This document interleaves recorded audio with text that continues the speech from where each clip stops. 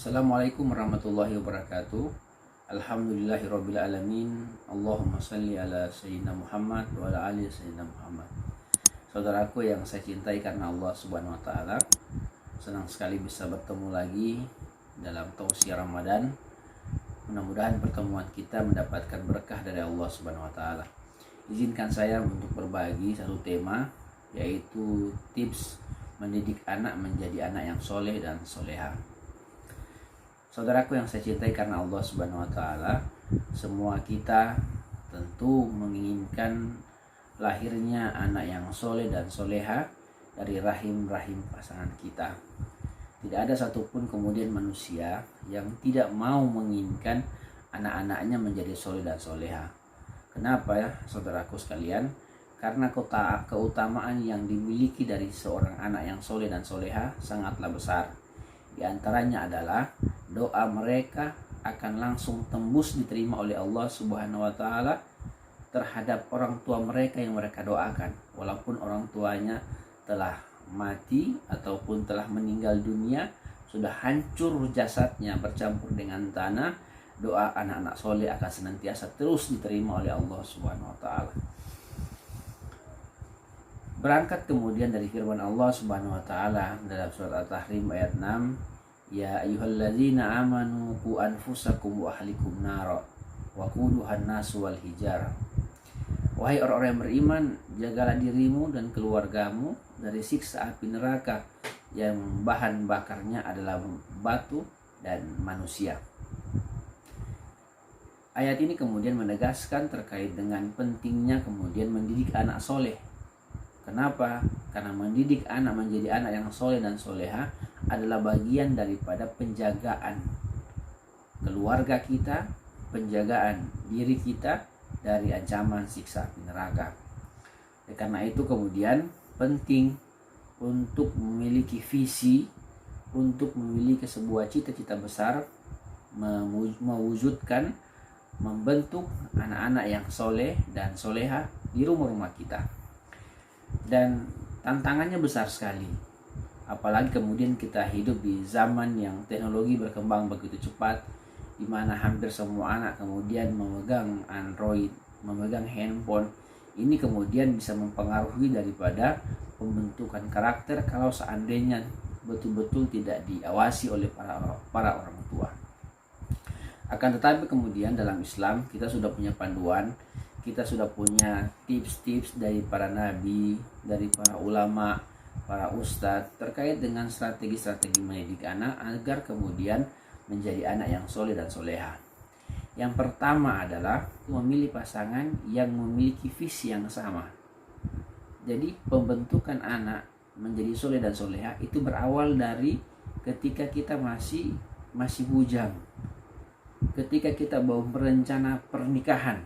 Sebenarnya di situ bermula kemudian proses pembentukan anak yang soleh dan soleha ke depannya.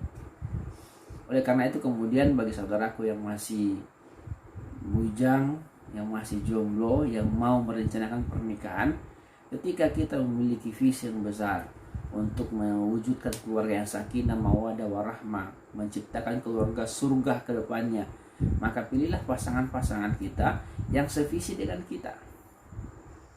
Kalau seandainya misalnya kita menginginkan ke depan ada anak yang soleh dan soleha dalam rumah kita, maka pilihlah kemudian pasangan kita yang soleh dan soleha juga.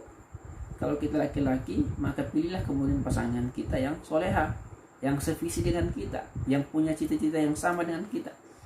Kalau kita wanita, maka pilihlah pasangan kita yang soleh, yang memiliki visi yang sama dengan kita. Ini adalah tips yang pertama. Sehingga ada istilah kemudian, jika Anda menginginkan kesolehan laki-laki sebagaimana Ali bin Abi Thalib, maka Anda harus berperangai sebagaimana Fatimah. Atau sebaliknya, jika Anda ingin seperti Siti Hajar, mendapatkan pasangan sebagaimana Siti Hajar, maka Anda harus berperilaku sebagaimana Ibrahim alaihissalam. Sehingga kemudian klop. Tidak mungkin kemudian orang yang ahli zina akan ketemu dengan orang soleh. Tidak akan pernah ketemu. Orang soleh akan senantiasa dipertemukan dengan orang soleh, dan ahli zina akan senantiasa dipertemukan dengan ahli zina. Oleh karena itu kemudian ketika kita punya cita-cita untuk mendapatkan anak yang soleh dan soleha ke depannya, maka dari awal ketika kita memilih pasangan, disitulah kemudian berlaku. Pilihlah pasangan yang soleh dan soleha, yang memiliki visi yang sama dengan kita di dalam membentuk pribadi-pribadi yang membentuk anak-anak yang soleh soleha ke depannya. Yang kedua, ketika kemudian sudah terjadi pernikahan, sudah menikah, maka langkah yang kedua adalah memilih tempat tinggal kita. Lingkungan memiliki peran yang sangat penting di dalam membantu pembentukan tumbuh kembang anak, pembentukan karakter. Lingkungan tempat kita tinggal, lingkungan tempat anak-anak kita tumbuh, itu memiliki pengaruh yang sangat besar di dalam pembentukan karakter mereka. Oleh karena itu kemudian jauh hari sebelum kita menentukan di mana rumah kita nantinya, maka kita harus kemudian punya pengetahuan, punya ilmunya. Apa itu? Ketika kita kemudian mau mencari tempat tinggal, carilah tempat tinggal yang kondusif, yang lingkungannya mendukung di dalam membentuk karakter anak-anak yang soleh dan soleha, yang dekat dengan masjid, sehingga memudahkan kemudian anak-anak kita kemudian dilatih untuk beribadah sholat 5 waktu di masjid, atau kemudian mengaji di masjid, ada ikut taklim di masjid misalnya, dan seterusnya. Jadi lingkungan yang kondusif harus menjadi pilihan kita selanjutnya di dalam mendukung pembentukan anak-anak kita menjadi anak yang soleh dan soleha. Yang ketiga, tips yang ketiga, ketika anak kita sudah lahir, maka kita tentunya membutuhkan pendidikan, dari pendidikan usia dini, pendidikan dasar, dan seterusnya.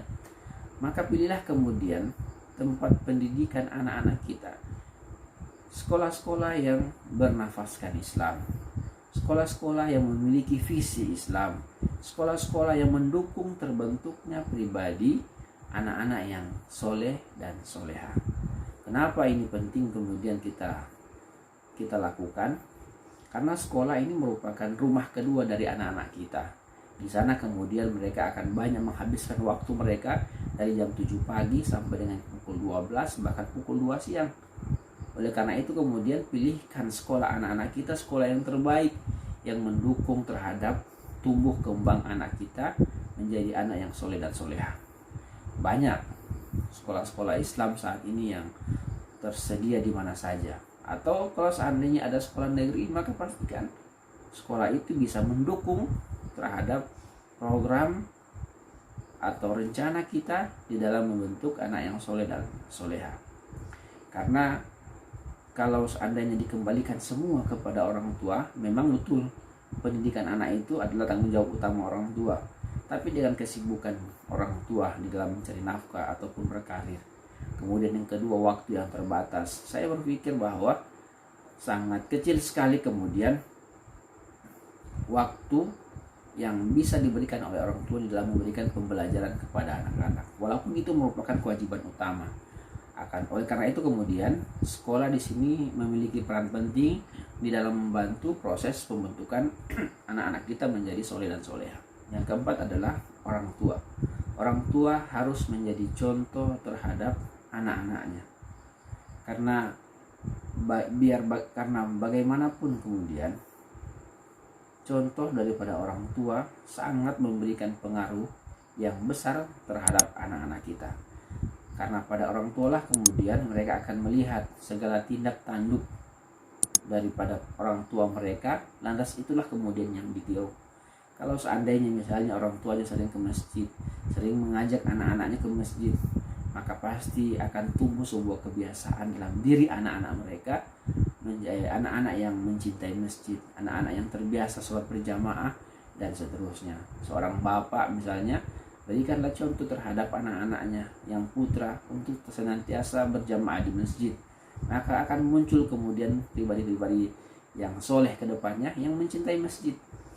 Seorang ibu ajak anak-anak gadisnya, ajak anak putri-putrinya untuk sholat di rumah misalnya, tegakkan sholat 5 waktu di rumah bersama anak-anak, maka akan muncul kemudian pribadi-pribadi yang soleha di masa-masa mendatang yang mencintai sholat 5 waktu dan amal-amal soleh yang lain.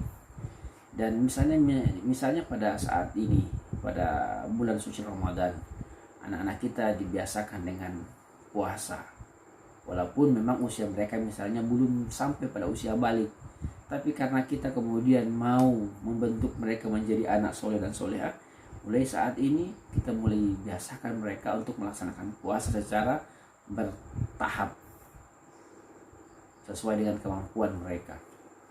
Kalau orang tua misalnya tidak memberanikan memberikan contoh untuk berpuasa kepada anak-anak mereka, maka ini akan menjadi tantangan yang besar ke depannya ketika mereka sudah akil balik. Akan berat kiranya mungkin melaksanakan puasa. Dan disinilah kemudian peran orang tua sangat besar dalam memberikan contoh terhadap anak-anak mereka. Kita tidak akan mungkin mengharapkan yang lebih pada anak-anak kita kalau seandainya kita sendiri sebagai orang tua tidak bisa memberikan kontribusi yang lebih berarti, memberikan contoh terhadap anak-anak kita dengan maksimal pula. Oke, mereka sudah sekolah di sekolah-sekolah agama. Oke, mereka sudah mendapatkan ilmu agama di sekolah-sekolah mereka. Tapi orang tua di rumah harus mampu mengulang kembali materi-materi yang telah diajarkan melalui mungkin praktek-praktek yang sudah mereka terima di sekolah, teori-teorinya terkait dengan sholat, terkait dengan wudhu, terkait dengan bacaan Qurannya, ya, terkait dengan bagaimana menjaga najis. Kalau kencing sudah mereka ketahui, tidak harus kencing sembarangan, harus ke kamar mandi, harus cebok, ya, dan seterusnya. Harus ada kemudian kontrol dari orang tua, sehingga antara sekolah, antara tempat mereka belajar dengan orang tua punya kerjasama di dalam pembentukan pribadi-pribadi yang soleh dan soleha. Yang terakhir, yang kelima adalah kita bisa membentuk anak-anak kita menjadi soleh dan soleha. Langkah yang kelima adalah mendoakan mereka. Ikhtiar sudah kita lakukan, mulai daripada memilih pasangan, memilih tempat tinggal, kemudian memilih sekolah mereka. Kemudian yang keempat, memberikan contoh yang baik terhadap anak-anak kita. Maka yang kelima adalah mari kita doakan anak-anak kita. Doakan mereka setiap waktu, doakan mereka setiap saat. Bisa jadi kemudian anak-anak kita saat ini banyak yang belum sesuai dengan keinginan kita karena kita sendiri tidak mendoakan mereka.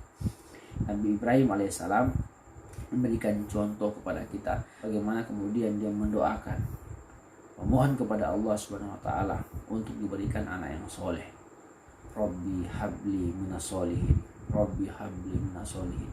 Ya Rabbku, karuniakanlah kepadaku seorang anak yang termasuk anak yang soleh. Dalam surat Sofat ayat 100. Jadi diminta oleh Nabi Ibrahim alaihissalam, Rabbi habli minas solihin, Rabbi habli minas solihin. Ya Tuhanku, karuniakanlah, anugerahkanlah kepadaku seorang anak yang termasuk anak yang soleh. Maka diberikan oleh Allah bukan cuma satu, tapi dua, yaitu Ismail dan Ishak. Dan dua-dua adalah sebagai Nabi Allah SWT. Kemudian yang berikut, doa yang lain yang diajarkan juga oleh Allah SWT lewat Nabi Ibrahim AS adalah Rabbana hablana min azwajina wa zurriyatina qurrata a'yun waj'alna lil muttaqina imama. Ya Tuhan kami, ya Rabb kami, anugerahkanlah kepada kami istri-istri dan keturunan kami yang menyejukkan mata, yang menyejukkan pandangan, dan jadikanlah kami pemimpin bagi orang-orang yang bertakwa.